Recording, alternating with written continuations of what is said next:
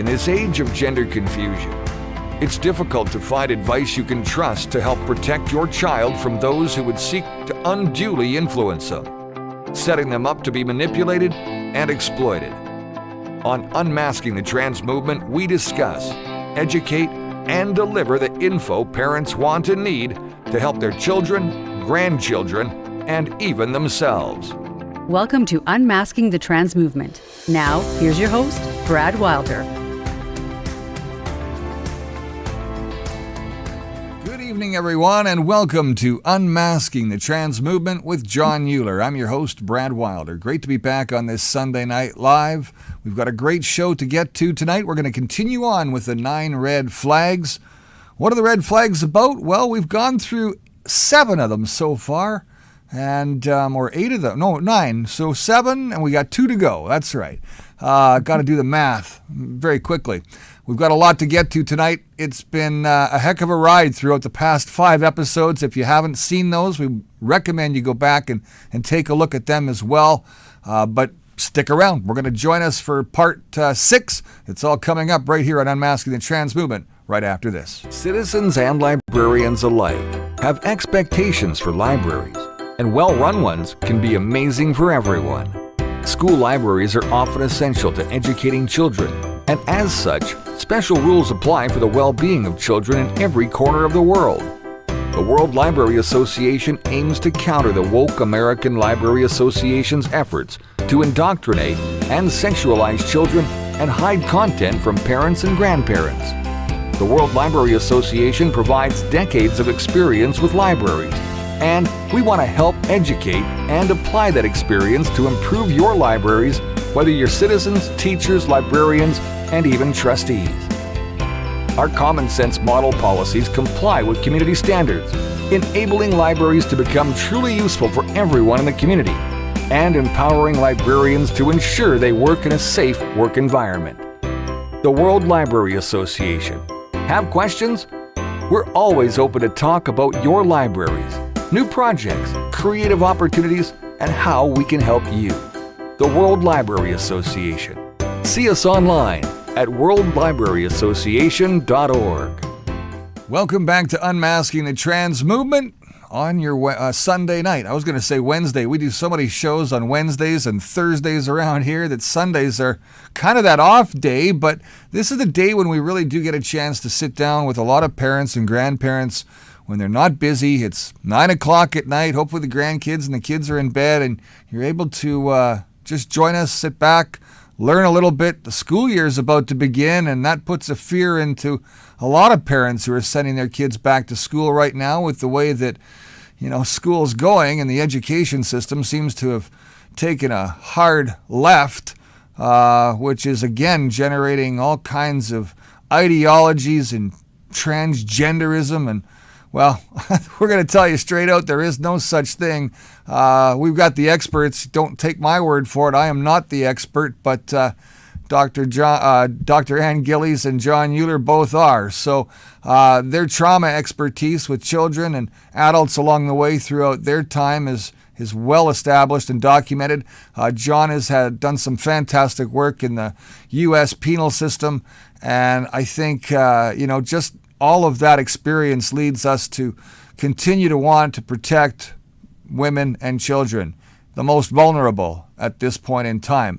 There's been some great things that have happened, Jon and Ann. Great to have you on the program. One of the things was this week, somebody finally made a decision in the United States to say no more boys in women's bathrooms, locker rooms, whatever it might be. A huge win for the U.S., not quite as quick on the uptake here in Canada, but we're working on it. I'm sure we're going to get there with the likes of and the help of Pierre Barnes and a bunch of others that have been a big part of this whole opposition to the trans movement, which, again, is just a bunch of made-up nonsense. These individuals have mental health issues, and that's what we're going to talk about tonight, and there's more red flags to come. Jon, what was a big announcement this week? Well, finally, actually 5 adults on the U.S. Supreme Court voted against this insanity of allowing males into female sports. And we even had Linda Blade, Coach Blade, on the program up in Canada. So we have been trying to do what we can to sound the alarm that really what's going on is this is not about what the media would want us to think about being sensitive to guys that have gender issues. This is about permitting sexually deviant males into the private spaces of women and children. And they've been accessing that. They've been doing that on a number of fronts, but finally somebody said enough, because the men don't care about beating women in sports. How, now they can, in the Olympics, beat the tar out of women. They have. Like they did it that's this a year, new right? sport. Yeah. Okay, but it doesn't happen with drunk guys coming back home from the bar. Now it's happening on the Olympic stage. No, they're interested in denying women. That's just fun for them because they're sadists. Right. Then they get access into the private spaces. So I'm so glad to have Dr. Ann Gillies back here. She's written a number of books that we're going to be referencing. And then as we wrap up this series on the red flags of sexual abuse, what to look for, every mandated reporter should know these automatically. But then we're going to start looking at the red flags of predators. And Ann has written both. So Ann, welcome back. You're a world traveler. It's hard to get you to get on the program, but it's always great to have you back in the saddle, so to speak. It's always great to be here, John. Thank you. And I'm very sorry my dog decides to start barking. We're all doing this from our homes. Brad has a complete TV studio in his where he works from. So, and Brad, we're very appreciative. You're a 40-year veteran, and this is a labor of love for all of us. And so, Ann, since you have written a number of books, I'm going to promote them now. Right. We have The Ultimate Deception. The cover is great. The Truth of Gender Affirming Care. We already talked about that, but I want to encourage people to get a copy of this. Very readable, not very long, and purposely so. And you could have written tons and tons. Sometimes trying to write something shorter is even harder, trying to be succinct. And remind people where they can get the different books I'm going to show. Now, you have a website. I do. That's restoringthemosaic.ca, which is here on beside my name. But also you can just order them straight from Amazon. So yes, that book came out just before the final cast review, but the interim review is in there, and so there's like some of the things that they were already saying. So it's definitely a labor of love to kind of get it out there for parents and grandparents, just to get the truth out there any way we can, right, John? And there you go. Let me remind parents and grandparents and other good people about also and again, shorter book. That's why it's so nice. It's very readable. You can read it almost in one night, to be honest. But Implosion, When the Pendulum Has Swung Too Far, again, they can get that online or on Amazon. Give a brief description, Ann, of Implosion. Then we'll do one more. That one is very simple. It's a very quick read, like you said, and it really is just about, hey, wake up, folks. This is what's currently happening in our schools, particularly, and just just kind of wake up to what's going on with the hedonism that's being portrayed, but also things like furries and things that people just don't like yet. So that's a little bit about that book. There you go. And then beautiful book. This is kind of a coffee table type of book, or really to sit down with a child, a young person, whatever happened to Emily. It's a beautiful book. Every church should have this and make it available to every parent or grandparent. So Ann, give a brief description of this. Well, it's for parents to sit with their child or an older child to read, but it is the actual truth of what happens to someone who's experienced some adverse effects in early childhood and then gets caught up with the whole transgender ideology in education, and she begins to transition. So, but then how she comes back, and that's based on some true life stories. So, I've had some really good responses from teachers. Getting it into schools is like, no, not going to happen yet, but hopefully hopefully we can get there. Hopefully And we'll- libraries, it should be in libraries too. Do you think Yeah. there are some I'm gonna teachers that have are to go- starting to I'm turn gonna themselves excuse me. around, Dr. Ann? And go get rid of this dog for. There you go. That's fine. And what we'll do, we'll transition for the moment just to help, again, re-emphasize to people, you know what, I don't think I want to make sure we have volume here. What we're going to do is, yes, we do have volume. Okay. To help people really understand why we feel compelled to speak out about this issue. This is off of Reddit. I think we looked at before. Actually, we've looked at a couple of these. There's Reddit. Reddit has 54,000 members. These are detransitioners. So if somebody tries to tell you that this is not a significant number, only 1% detransitions, that is a bunch of hogwash. Okay, so this is straight off of the site there on Reddit. And we're going to listen to the pathos behind this young lady as she describes her situation. I think being repeatedly abused during my youth and developing EUPD caused my issues with my gender, along with severe eating disorders and body dysmorphia. My trans friend says she doesn't believe trauma can force anyone to be trans. And when I explained, I feel like personally it did for me, she says it doesn't work that way. And there's no science proving that trauma has any impact on someone identifying as CIS or trans. I wonder what you all think. I believe I had body dysmorphia that was confused for gender dysphoria. In my teen brain, my head said, I need to be thin and I'll do anything for that. And when I saw skinny men with no chests and anorexic women with basically no boobs, I envied them. And I truly think this changed my brain's thinking into if I was a boy, I'd be thin. It's stupid, I know, but I was 14 thinking this, and somewhere down the line it made sense. And this was an actual response. And I thought this person did a nice job here. We'll bring up the response. Unless I have to read it. So my poor computer is sort of, there we go. There absolutely is scientific studies that prove that an unfortunately large portion of trans people have trauma and or mental health issues that led them to identifying as transgender. The majority of the trans people with trauma responses, in many studies, were females who were sexually assaulted by a man and afterwards tried to escape their femininity, and women's vastly higher risk of being SAD by identifying as a man. Even those who didn't realize their trans identity was a trauma response said. So many obvious things that pointed to their transness being a defensive maneuver. And with the mental illness part, it was frequently noted in different studies that bipolar disorder, multiple personality disorder, and narcissistic personality disorder were present among trans patients. And of course, autism is very common in the trans community. It's well known that a large portion of autistic people have trouble understanding basic concepts, like, for example, gender, and how there's only two genders, female and male. History of SA, mental illness issues, and neurodivergence is all very common in that community. But I'm absolutely not surprised that your trans friend denied your valid points and tried to say there's absolutely no proof, when there very much is.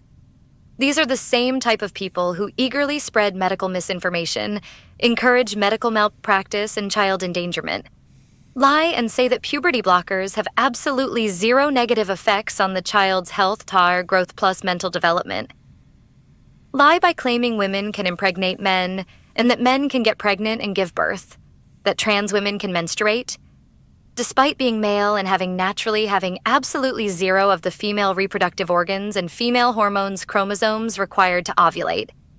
That lesbians, homosexual females, have penises or are attracted to penis biological males.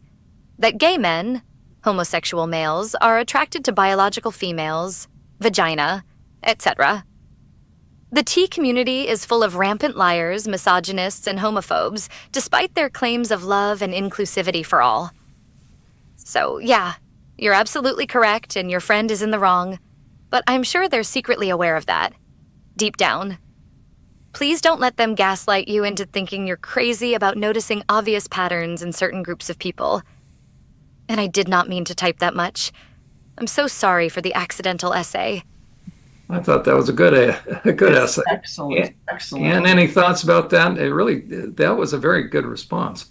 Yeah, I thought it was an excellent response, and everything she's saying, that the majority have trauma responses, and so what's going on, and the fact that now studies are showing that almost the majority of these children are on the autism spectrum. That's huge. So yeah, I like it.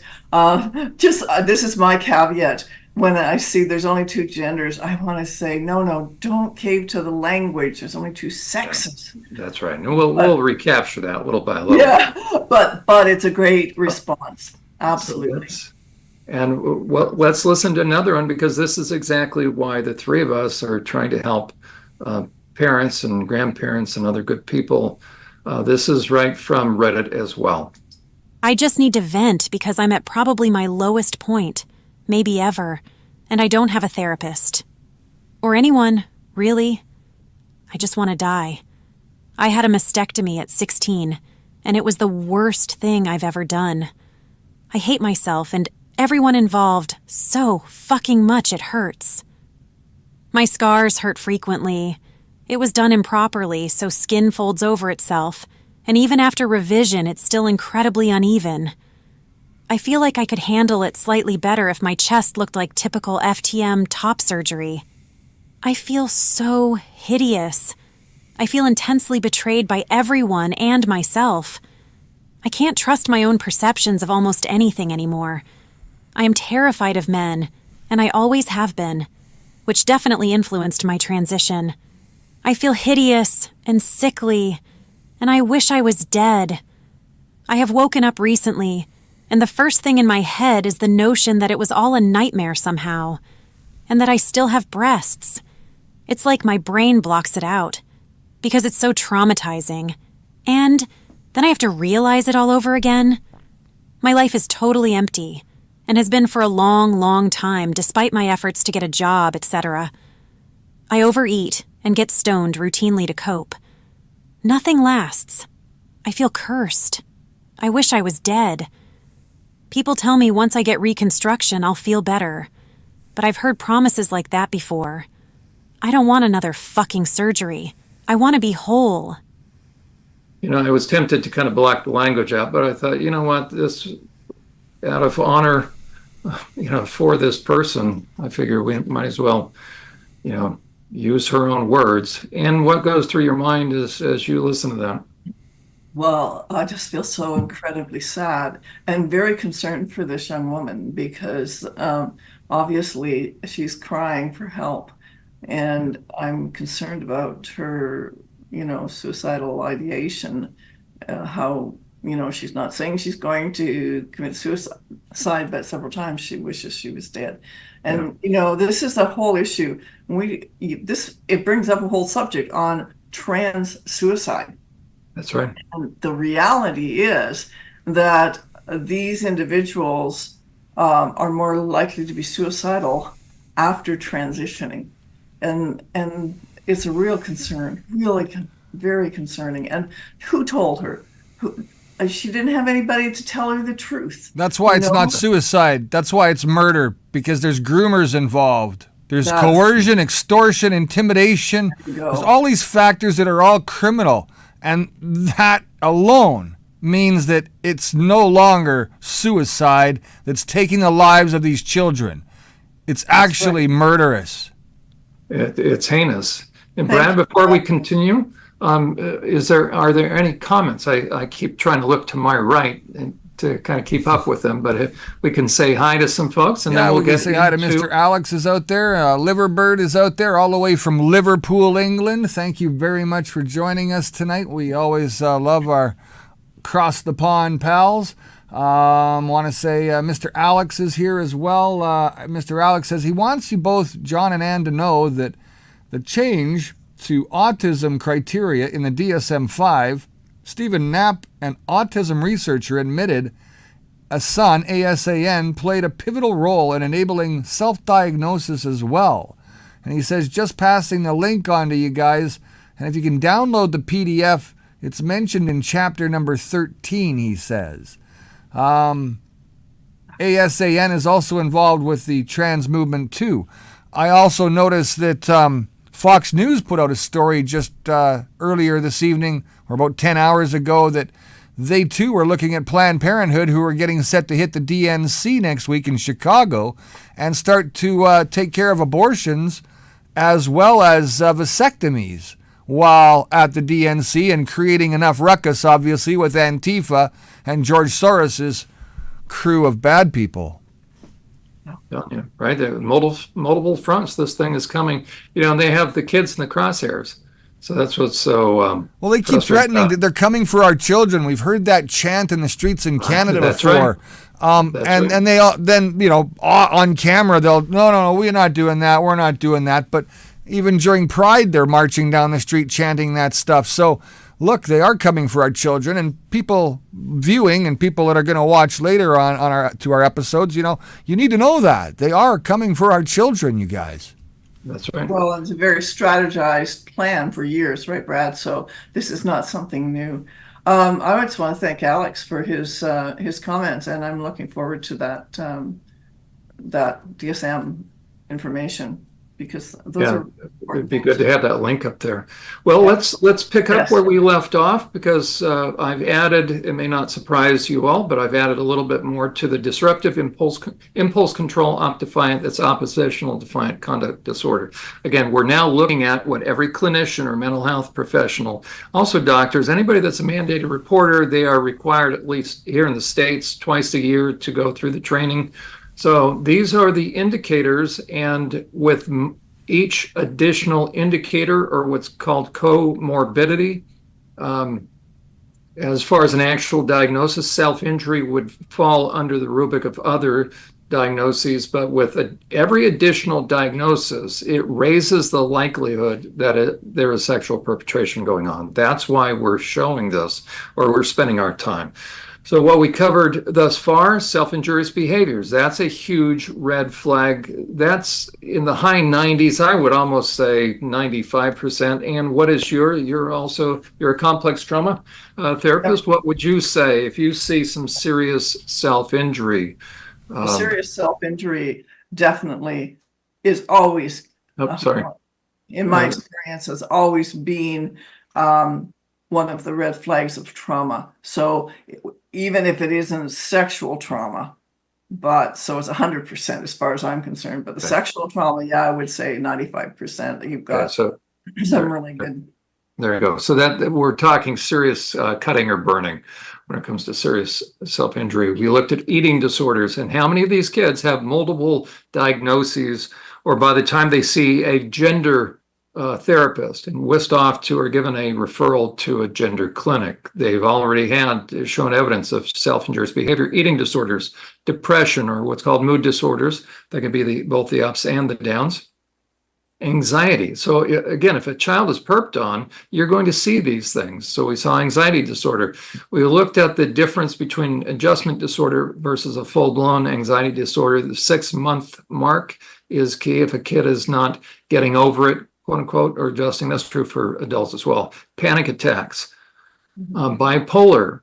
Again, these are different diagnoses. Oftentimes there's a misdiagnosis, but you see kids in a psych hospital, you're going to see multiple of these diagnoses, almost without exception, you're going to see these. So with each additional one, it should raise somebody's red flag, so to speak, about child abuse. So we're going to stick with disruptive impulse control, defiant conduct disorder, because I added a few more. I want people to get a sense of, again, what are all the contributing factors? Because if a child is being perped on, you're going to start to see their behavior change. It can be from passive. Now, the gal on the bottom left, she might just be with a bunch of friends. They're becoming oppositional. Does that in and of itself, or do any of these, again, in isolation? Not necessarily, but if we're seeing these layering of diagnosis. And we're going to go into a series next on the red flags of predators. And so I want to encourage people to get a hold of your book, Damaged by the Predators Among Us. And again, they can go on to Amazon or on to your website. But that'll be a primer for what we're going to look at next as far as the series. Okay, again, if here's some reasons why we need to be concerned about the high likelihood of kids being perped on by predators. Here was a famous guy that ran his mouth, so to speak, in a lot of different ways, especially on social media. His name was Stephen Ireland, and lo and behold, what did they find? He was involved in LGBTQ. Whenever you see the TQ, equate that with minor attracted persons, which is a reframing of pedophilia. It ultimately comes down to they want access to the kids, and they want to lower. They know they can't do a frontal assault on lowering age of consent, so they're going to backdoor it, and that's why they're using the idea of bodily autonomy, mature minors. But you're always going to see these men involved in quote unquote education. And over in England, of course, they referred to that group called mermaids. So it shouldn't come as a surprise to anybody. And look at the charges. By the way, he and another guy, David Sutton, over on the left there, was also arrested. The charges include conspiracy to sexually assault and kidnap a child, voyeurism. See, all they had to do was avoid voyeurism. They just should have joined a female sports team, and then they would be able to walk right into the locker room and shower room. And the commission of a sex offense. And then Ireland faces an additional 22 charges, including rape of a child under the age of 13. So these are the kind of people, he ran this. So that's why we need to be concerned, because predators are going to be lurking wherever kids are. And if you have your gender confused kid involved in these things, you are almost assured that they're going to run across people that have no problem crossing sexual boundaries. These kind of people also get into positions of power. That was over in England right now. There's a big push. There's another person, Stephen Ireland, who was involved in very much these education arm or wings of these organizations. So a patron of Educate and Celebrate. What did they find? Child abuse material. This is a predator's dream come true. This means there are adults who have no clue. And that is a pool of kids that are ripe for the picking. So we need, these kids did not grab that flag on their own. We then looked at what are some of the things that are allowing access and sexualizing kids and priming the pump and tilling the ground, so to speak. We're going to have a lot of anthropomorphic stuff. We looked at that. That'll introduce highly sexualized material to kids. We then have OnlyFans and other websites like that are going to suck kids into that, and then look at what Disney is doing. Of course they are. They're going to sexualize the characters. The idea of BDSM and kink is being pushed on kids in schools, and then people, adults, parents, grandparents need to know that the internet, again, is rife with highly sexualized material, which is perfect grooming material. We then looked at what are the signs of online addiction. Here we have video games. We looked at a video of video addiction, but the question is, if your child is spending long periods of time online, what do you think they're encountering? It's only a matter of time. This is where we left off. This could be video games, but predators now, especially with live interactive games, they are waiting in the wings for these kids.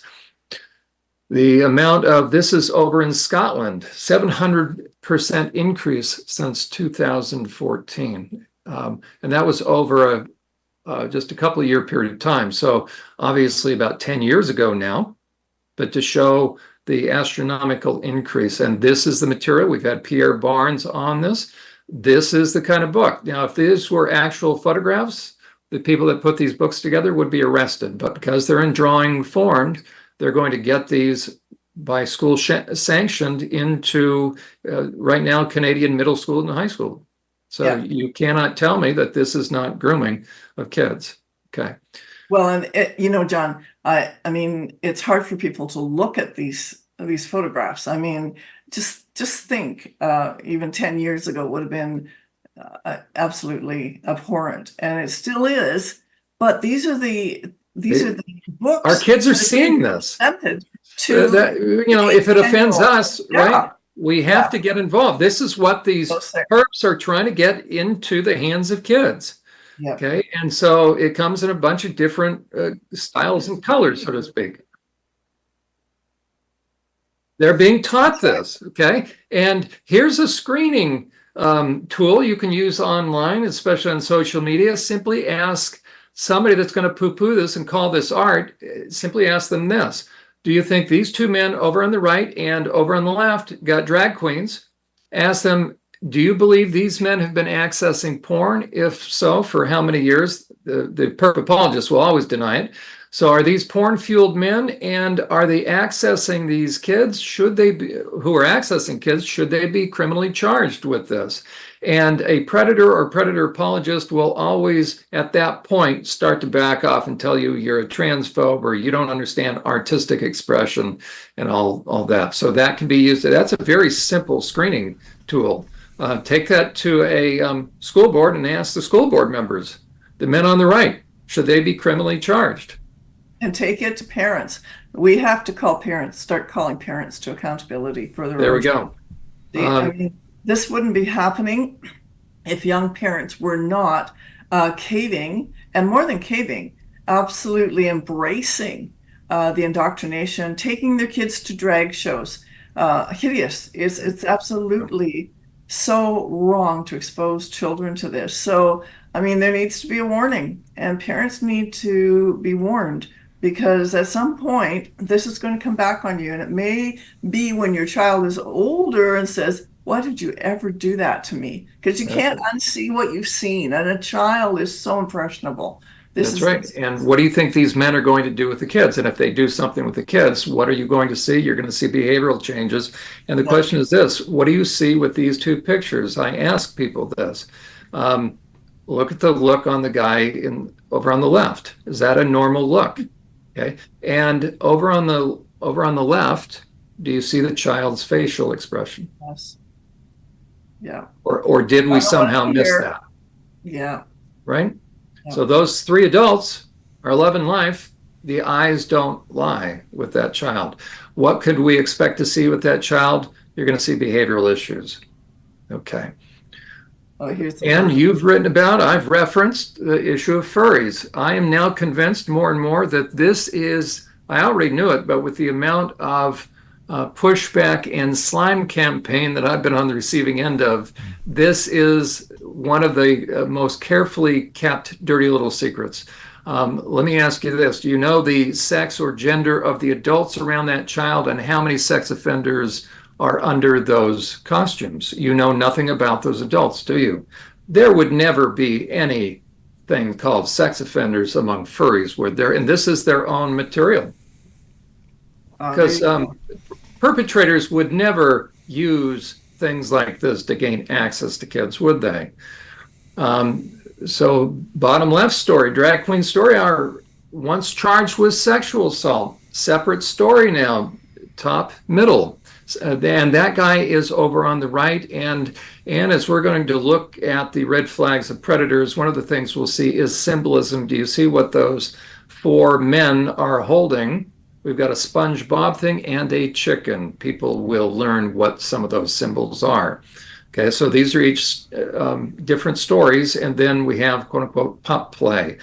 Parents, if you don't understand what you're looking at, those predators like you. You are their best friend, quite frankly.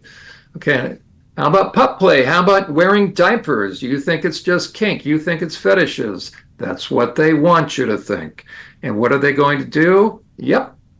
Oh, there's a convergence of the adult baby diaper lover and furries. And these people actually, this site actually got banned off of Patreon because Patreon knows.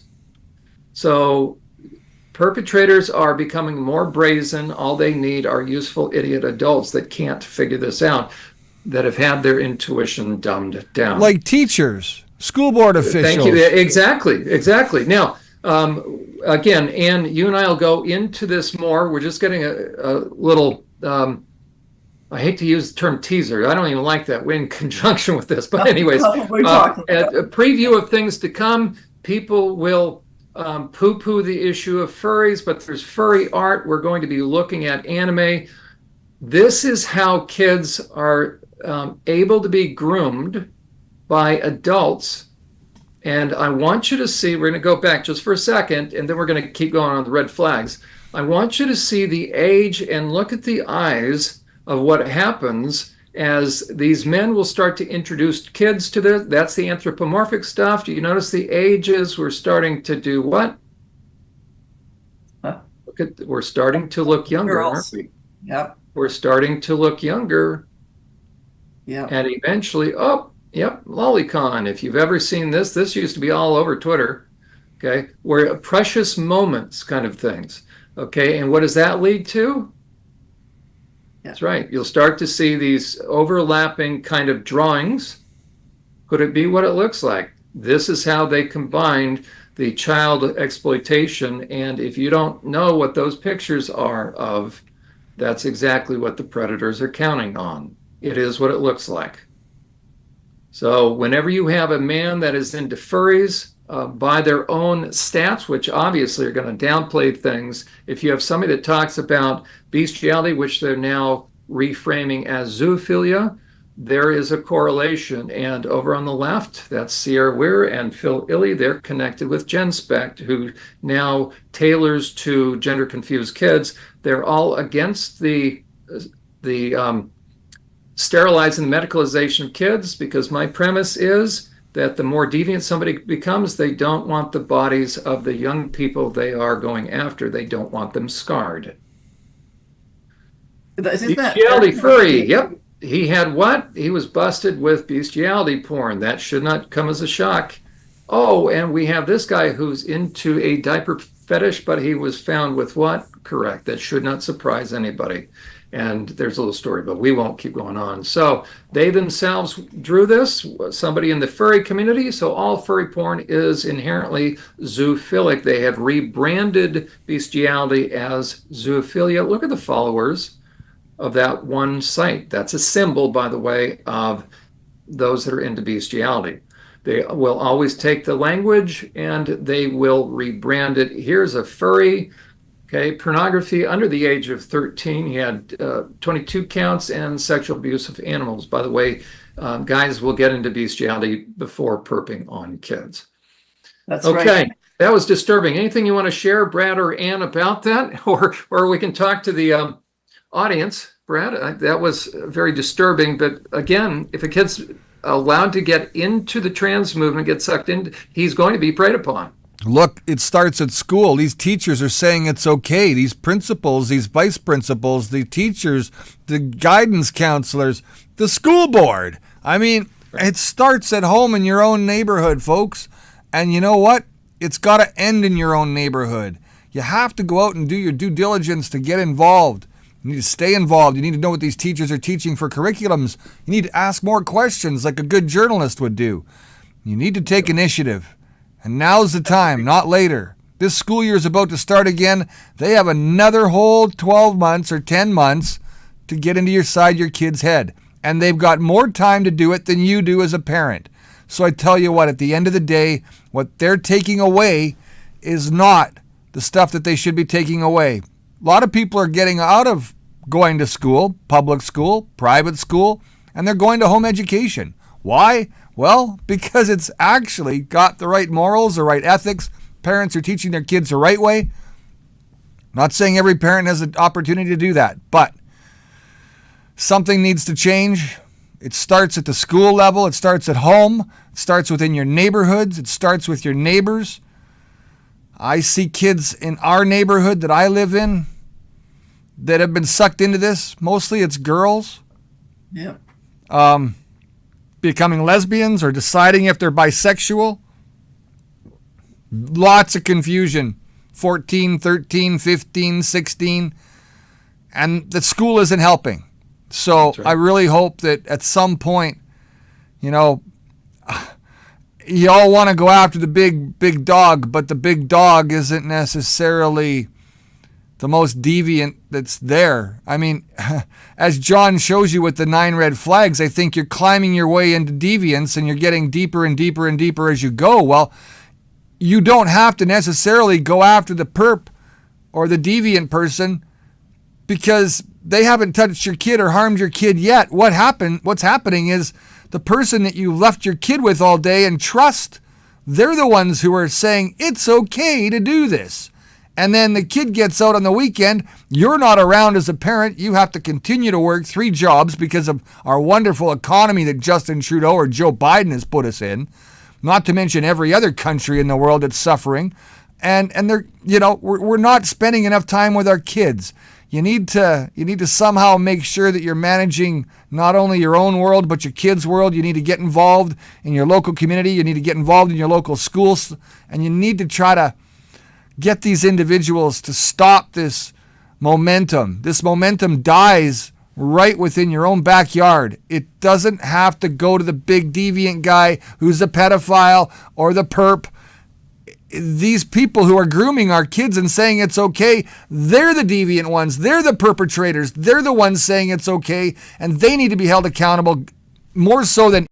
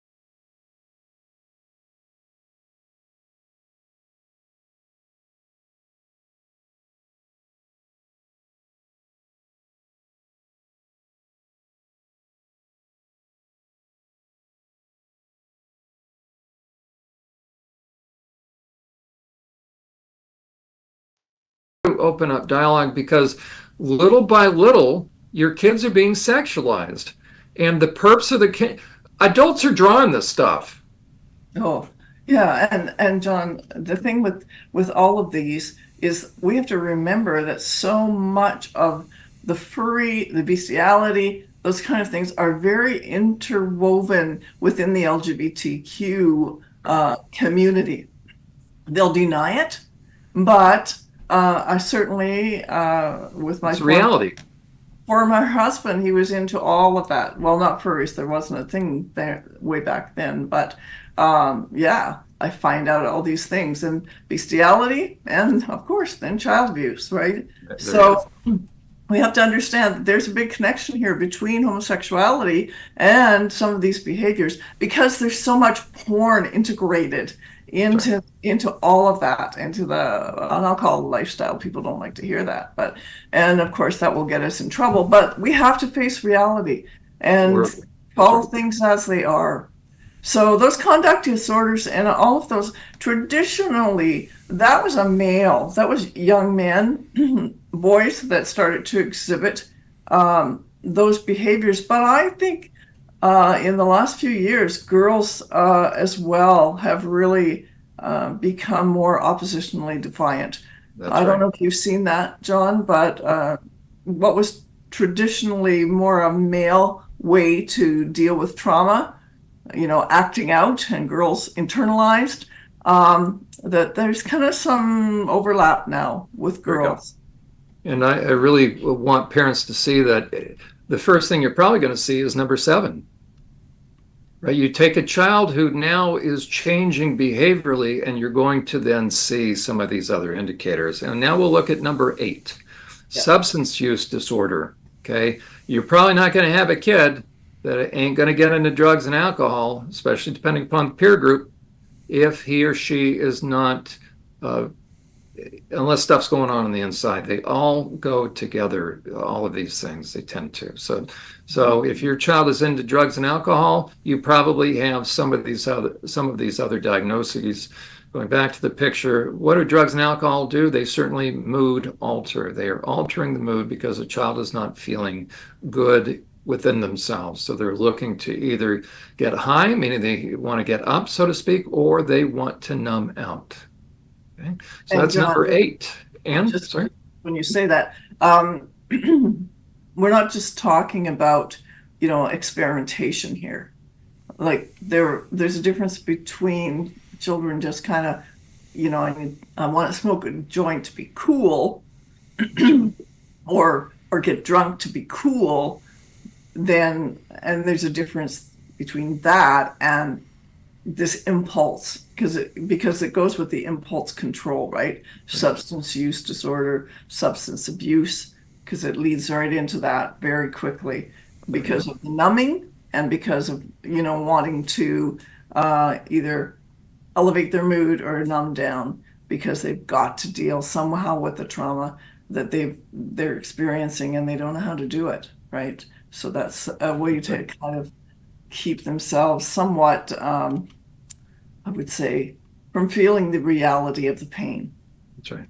And if a kid gets into substance use, there's inevitably going to be people that are more than happy to, within their peer group or older, that are more than happy to engage those younger vulnerable kids as well. Aiding and abetting, right? Aiding and abetting.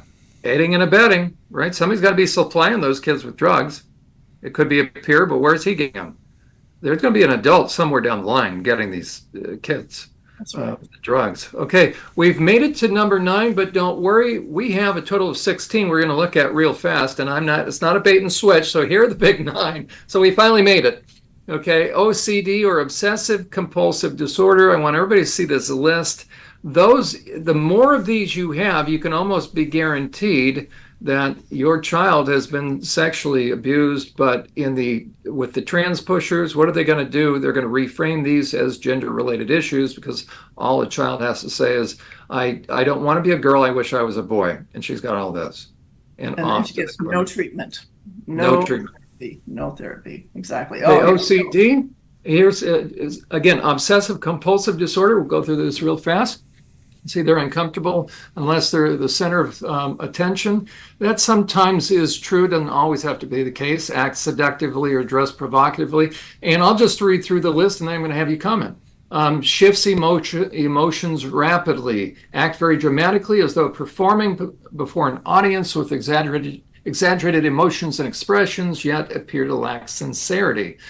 Be overly concerned with physical appearance, constantly seeks reassurance or approval, is gullible and easily influenced by others, excessively sensitive to criticism or disapproval, have a low tolerance for frustration and be easily bored by routine, often beginning projects without finishing them or skipping from one to another, not thinking before acting, making rash decisions, being self-centered and rarely showing concern for others. They have a hard time maintaining relationships, often seeming fake or shallow in dealing with others, and threaten or attempt suicide to get attention. Yeah. These are really good, Jon, to point these out. So many, it come back to they need to feed that wounded part, that hole in their heart, and somehow to bring attention to themselves. Now, there's two ways people can go, though. One is by kind of hiding themselves and trying to kind of be invisible, and the other one is trying to be the center of attention. And you've got several things here that are talking about that. Their need for approval, their need to be able to be seen in a really positive light, all of those kind of things, and it's excessive. So when people read these, go, well, gosh, like I look at that and I think, well, I like to dress nicely, That's right. There's a little balance here. But is it to gain approval? Well, at one time, actually, it did make me feel better about myself, right? It still makes me feel better. Although when you see me in barn clothes, you might just wonder about that. But so we want to be careful that people don't go, running helter-skelter with this. But it is, again, a compilation of these elements. So these are very good. And oftentimes OCD is going to include, well, the obsessions and the compulsions. So that can be a classic thing. I didn't list it here. Oftentimes you're not going to see kids do this, but the hand washing. So you're Oh, going to see a checking of adults, right? You'll see them checking doorknobs or locks or making double checking, triple checking. Do they lock the doors, car doors? Do they? So they'll have a very hard time getting out of the house. So it'll manifest itself differently with adults than it will with teens oftentimes, but they become fixated. So somebody who is obsessed with something is just thinking about it, ruminating all the time, and therefore you're going to see certain kind of behaviors that are just as intense. So it's going to be very disruptive. With kids, it'll tend to manifest itself a little differently. So those are the 9 indicators. I threw in 2 more because I want to make sure people get their money's worth, and this will be very important.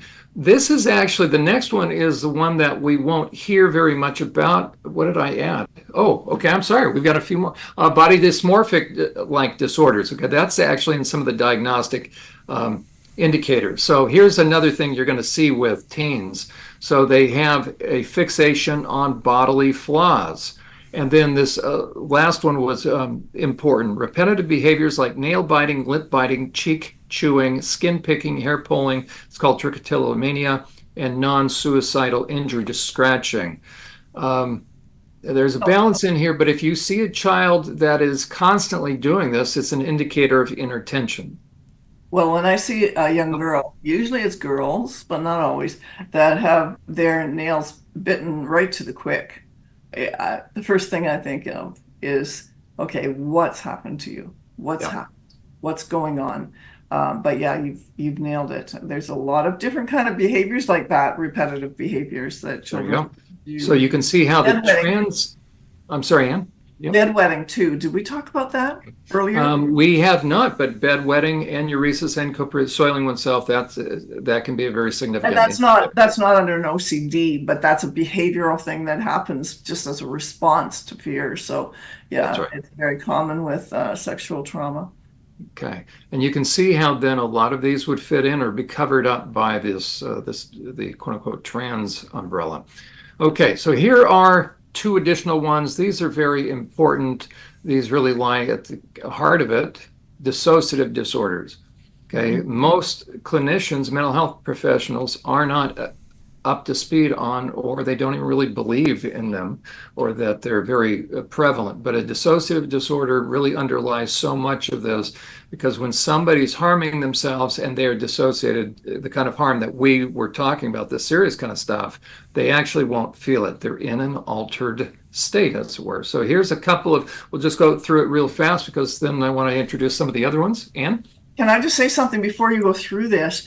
Think pup play, because one of the things with pup play, and so we touched on that, is that they alter their mental state in order to endure what is happening to them because it is so painful. And some of the things that are same with BDSM, right? There's an altered state, and I look at that and think that is nothing less than dissociation. They have learned, and often some of these, well, like we're talking about, these young men, young adults, some of them young teens, have already experienced sexual trauma, so it's much easier to dissociate once it becomes a way of being, a way of doing, a way of being able to live without actually, well, I would say separating yourself, your emotion from the pain of your body, and that is practice in pup play. It is practiced because, And that'll be for the submissive, the one that's on quote unquote the receiving end of that. yes, yes, yes, yes. A lot of, and people can look these up. This one actually came from the Victoria government out in Australia, I believe. But you can go online, look up the indicators of sexual trauma and also dissociation. I highlighted the ones in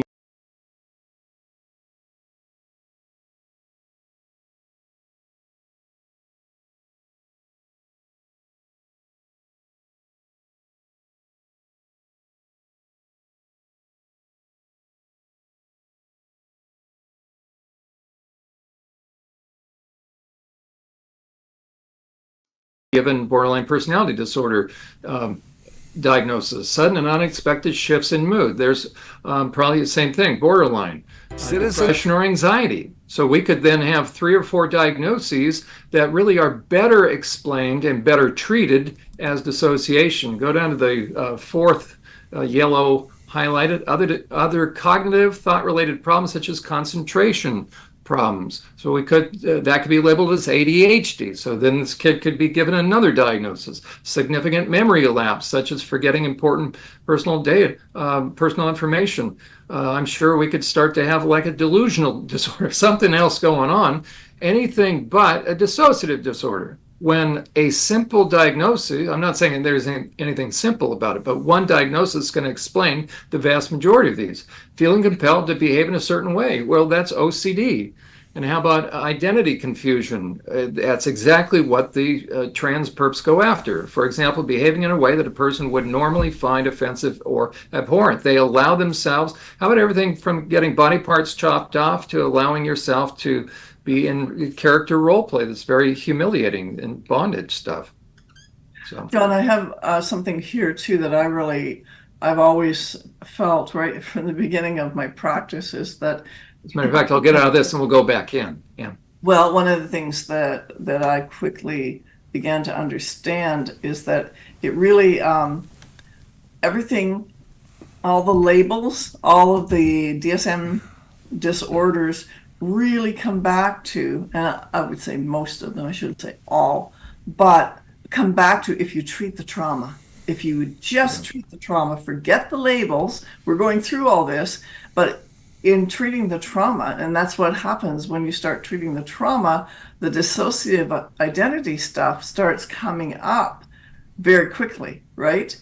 And so understanding that piece with chronically abused children particularly, and that is so important. So you've got those things. So, if we would learn to focus on treating the trauma of that child, I think we would have so much better success. There we go. Just in the interest of time, and at some point in time, maybe we'll come back to these additional red flag indicators. I'm going to go all the way down to a comprehensive list. How's that? Yes. Okay. So where we left off, we were just talking about number 10, actually.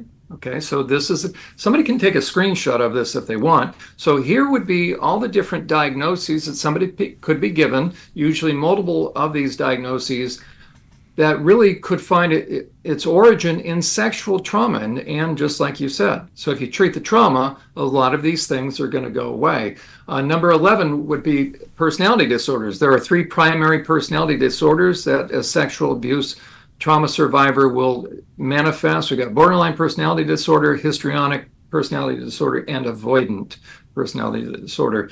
Anything about that one, Ann? And then I'll finish the little list. Well, just when you're talking about borderline, that's probably the most difficult to treat. But every single borderline identified person, so someone's been diagnosed with borderline, 100% have severe sexual trauma, chronic sexual trauma. Frank Anderson of IFS says that as well.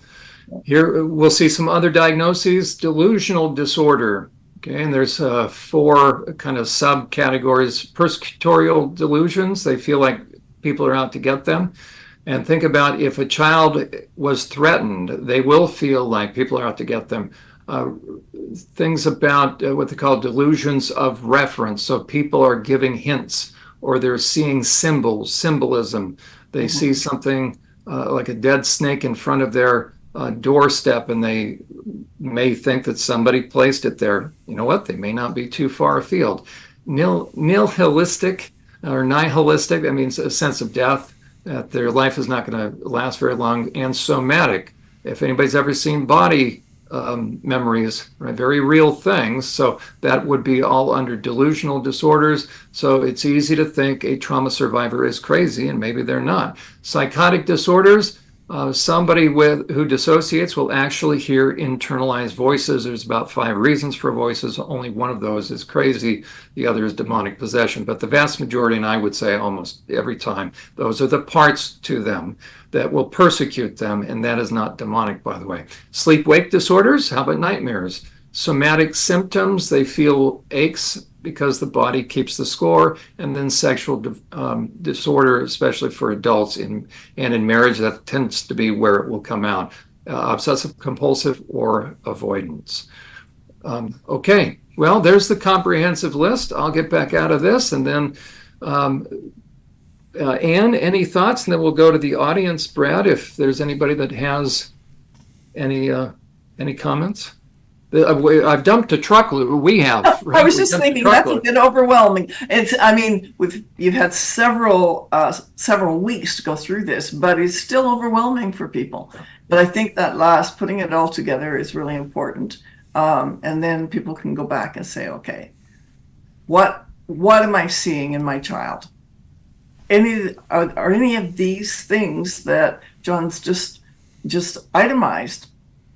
Any of these behaviors? And then are there more than 3 of these behaviors? Whoa, you better start really looking very seriously.